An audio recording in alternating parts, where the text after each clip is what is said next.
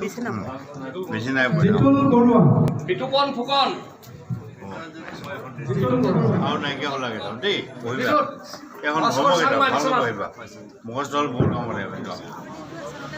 এটা দিন আছিল যিটো দিনত আহিব নোৱাৰা হৈ পৰিছিলোঁ এনেকুৱাই মানে দুখ লাগিছে মই কমেও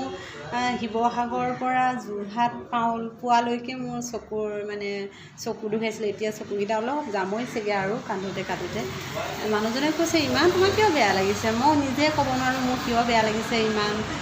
খুব ভাল লাগিলে আৰু আমি সকলোৱে চাৰ্টিফিকেটখিনি পালোঁ এতিয়া আমাৰ সকলোৱে দায়িত্ব বাঢ়িলে আমি নিজৰ জাতিটোৰ ৰক্ষা স্বাৰ্থত আমাৰ নিজৰ কৃষ্টি সংস্কৃতিখিনি আমি এতিয়া দায়িত্ব গ্ৰহণ কৰিছোঁ চাৰ্টিফিকেটখিনি যেতিয়া পালোঁ খুব ভাল লাগিছে আৰু সকলোলৈকে মোৰ শুভেচ্ছা থাকিল সকলোৱে যাতে নিজৰ নিজৰ ডিষ্ট্ৰিক্টত গৈ নিজে নিজে ভালদৰে কাম কৰে আৰু আগন্তুক দিনত সকলোকে লগ পাবলৈও মই বহুত চেষ্টা কৰিম ইমান ভাল লগা দিন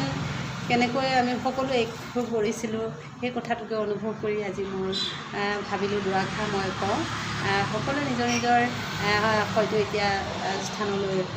গতি কৰিছে ময়ো আহি যোৰহাট পালোঁহি মামাহঁতৰ ঘৰত এদিন থাকিম এতিয়া মামাৰ ঘৰতে আছোঁ কথাখিনি ক'বলৈ